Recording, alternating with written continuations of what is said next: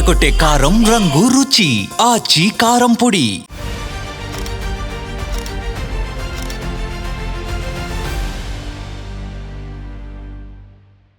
Welcome to big focus. నేను రేఖ. కొండగట్టు ఆంజనేయ స్వామి ఆలయ అభివృద్ధిలో కీలక ఘట్టం. అంజన్నను ఇలవేల్పుగా భావించే AP deputy CM Pawan Kalyan చేతుల మీదుగా సత్రం, మాల విరమణ మండపాలకు భూమి పూజ జరిగింది. ఎక్కడైతే ప్రాణాలతో బయటపడ్డారో అక్కడే అభివృద్ధి పనులకు టీటీడీ నిధులతో శ్రీకారం చుట్టారు పవన్. కొండగట్టులో ఎలాంటి అభివృద్ధి జరగబోతోంది?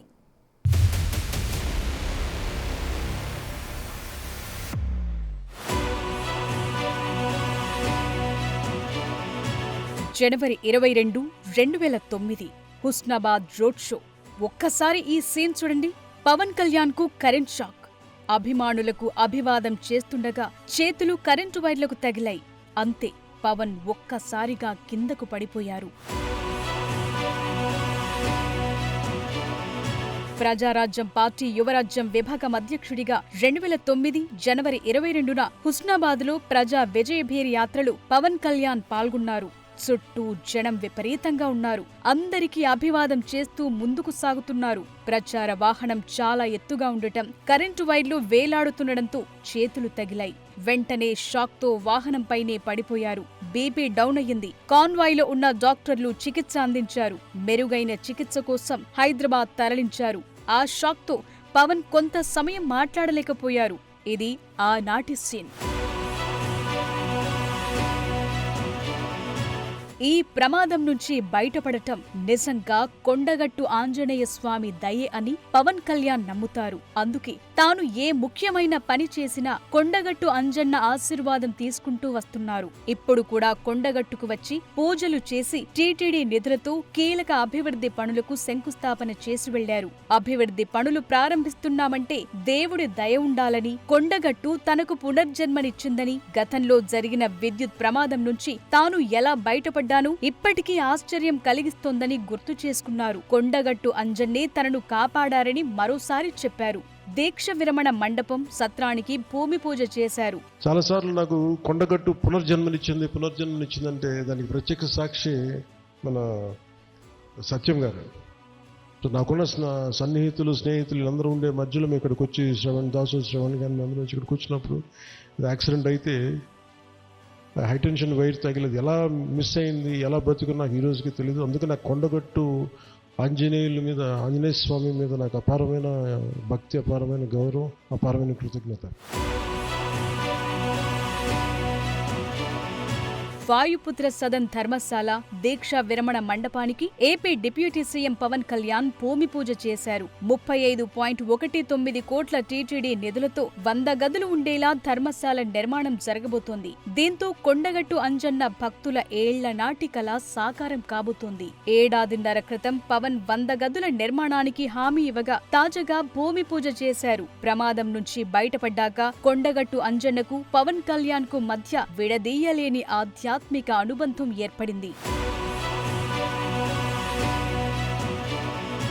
అందుకే ప్రమాదం నుంచి త్రుటిలో ప్రాణాపాయం తప్పటంతో తాను అంజన్న కృప వల్లే బతికానని పవన్ కళ్యాణ్ బలంగా నమ్ముతారు. ఆ కారణంతోనే ఏపీ అసెంబ్లీ ఎన్నికలకు ముందు తన వారాహి వాహనానికి కొండగట్టులోనే పూజ చేయించి ప్రచారాన్ని ప్రారంభించారు. డిప్యూటీ సీఎంగా బాధ్యతలు చేపట్టిన తరువాత 2024 జూన్ 29న ఆలయాన్ని దర్శించినప్పుడు అక్కడ వసతులు లేకపోవటాన్ని గమనించి 100 గదుల నిర్మాణం చేపడతానని ప్రకటించారు. అన్నట్లుగానే భూమి పూజ చేశారు.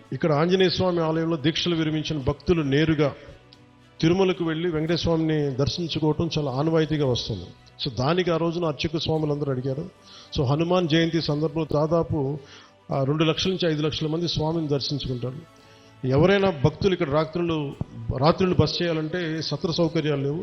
వీటన్నిటిని దృష్టిలో పెట్టుకొని టీటీడీ సహకారంతో ఈ 96 గదుల సత్రాన్ని కూడా ఈ రోజున శ్రీకారం చుట్టాం. కొండగట్టు లాంటి క్షేత్రాలు ఇలాంటి అభివృద్ధి కార్యక్రమం మరింత విస్తృతంగా చేపట్టాల్సిన అవసరం ఉంది. అందుకు సనాతన ధర్మాన్ని అనుసరించే ప్రతి ఒక్కరి సహకారం అవసరం.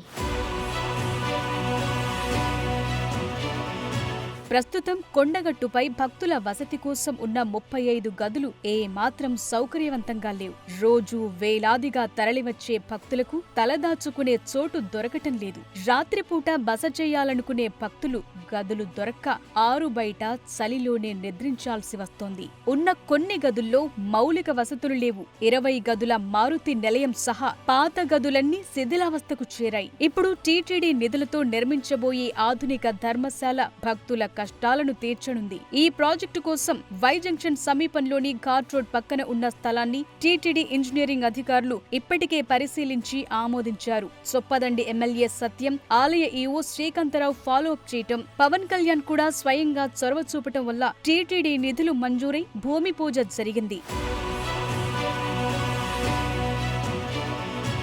కొండగట్టు అభివృద్ధికి తన వంతు సాయం ఉంటుందని, ఆలయ అభివృద్ధికి సీఎం రేవంత్ కూడా సహకరిస్తున్నారని అన్నారు పవన్ కళ్యాణ్. గతంలో అంజన్న దర్శనానికి వచ్చినప్పుడు వసతి గృహాలకు సహాయం చేయాలని తనను అడిగారని, TTD chairman BRS Naidu board సభ్యుల సహకారంతో అవసరమైన నిధులు ఇప్పించారని అన్నారు పవన్. అంజన్న ఆశీస్సులతో ఆలయాన్ని అభివృద్ధి చేస్తామని అన్నారు.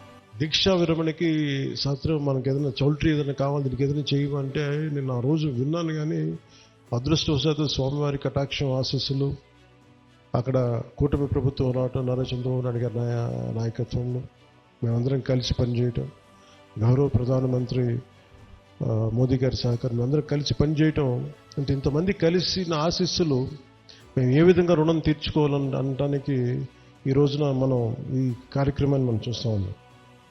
అలాగే దీనికి ప్రత్యేకించి సహకరించిన టీటీడీ సభ్యులు, తెలంగాణ నాయకులు, మనకి మహేందర్ రెడ్డి గారు కానీ, అలాగే యాదాద్రి ఆర్కిటెక్ట్ బోరుగాపు ఆనంద్ సాయి గారికి కానీ, ప్రతి టీటీడీ బోర్డు సభ్యులకి, వీళ్ళందరూ కలిసి కట్టుగా కృషి చేసి టీటీడీ చైర్మన్ బీఆర్ నాయుడు గారి దృష్టికి తీసుకుపోయారు.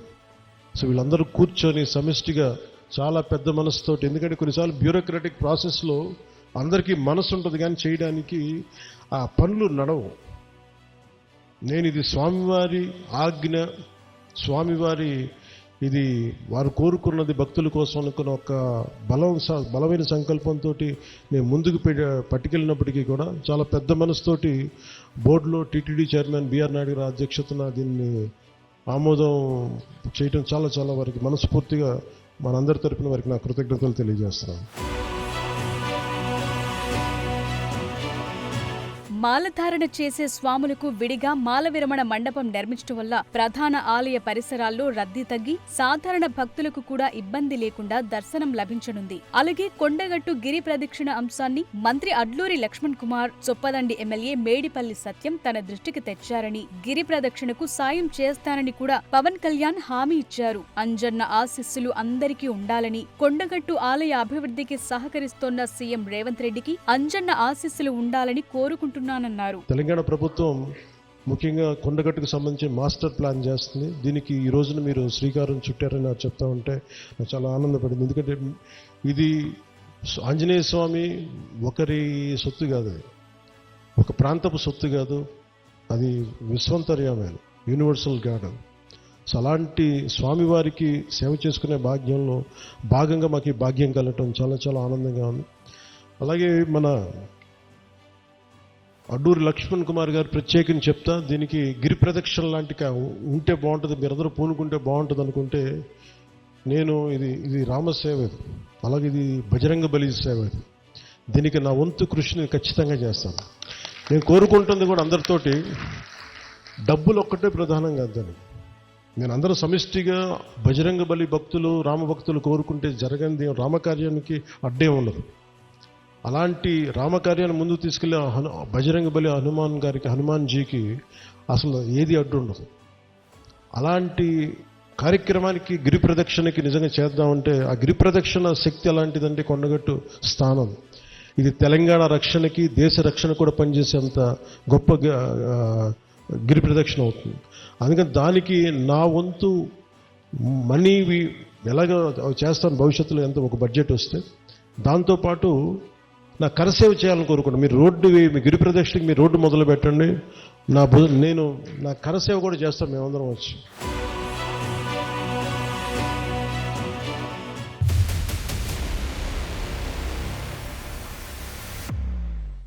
కొండగట్టు ఆంజనేయ స్వామి ఆలయానికి పురాతన చరిత్ర ఉంది.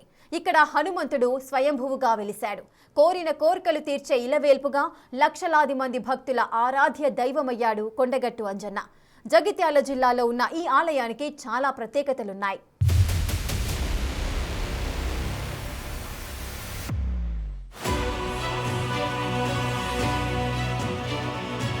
కొండగట్టు ఆలయం స్థల పురాణం గురించి 2 రకాల గాథలు ప్రచారంలో ఉన్నాయి. 300 సంవత్సరాల క్రితం ఒక దివ్య సంఘటన జరిగింది. స్థానికులు ఆలయ చరిత్ర ప్రకారం సంజీవుడు అనే గోపాలుడు తప్పిపోయిన ఆవును వెతుకుతూ ఈ కొండపైకొచ్చాడని, అక్కడ అతడికి కలలో ఆంజనేయ స్వామి కనిపించి ఆవు ఎక్కడుందో చెప్పటంతో పాటు ఆ స్థలంలో తవ్వమని చెప్పారట. తవ్వినప్పుడు స్వయంభుగా ఆంజనేయ స్వామి విగ్రహం బయటపడింది. ఆ తరువాత ఆ స్థలంలో ఆలయం నిర్మించారు.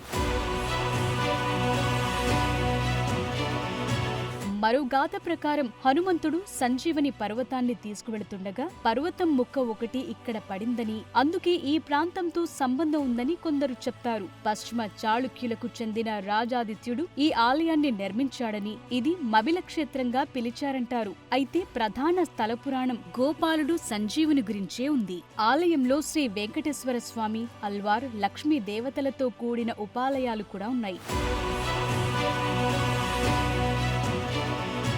కొండగట్టు అంజన్న విగ్రహం చాలా ప్రత్యేకం. ఈ విగ్రహం శంఖచక్ర గదలతో 2 ముఖాలుగా, ఒకటి ఆంజనేయుడు, మరొకటి నారసింహ ముఖంతో, ఛాతిపై సీతారాములతో ఉత్తరాభిముఖంగా ఉంది. ఇది కొండగట్టు ఆంజనేయ స్వామి వారి విగ్రహ ప్రత్యేకత. ప్రస్తుత ఆలయ నిర్మాణం సుమారు 160 సంవత్సరాల క్రితం కృష్ణారావు దేశ్ముఖ్ ఆధ్వర్యంలో పునరుద్ధరణ చేశారని చెప్తారు. ఆ తరువాత 1968లో రాష్ట్ర ఎండోమెంట్ డిపార్ట్మెంట్ నియంత్రణలోకి వచ్చింది. కొండగట్టు క్షేత్రపాలకుడిగా బేతాళ స్వామి ఉన్నారు. ఆంజనేయ స్వామి 2 ముఖాలతో వెలసిన ఏకైక ఆలయం ఇదే. మంగళ శనివారాలు ఈ ఆలయం భక్తులతో కిటకిటలాడుతుంది.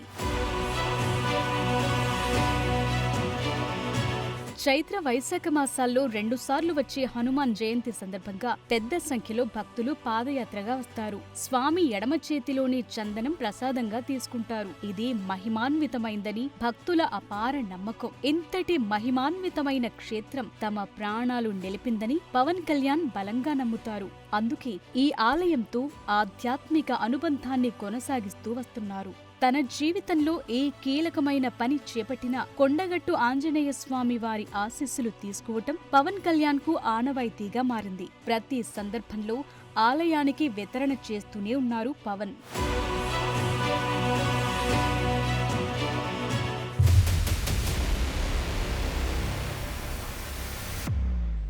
బిగ్ ఫోకస్ లో షార్ట్ బ్రేక్ తీసుకుందాం.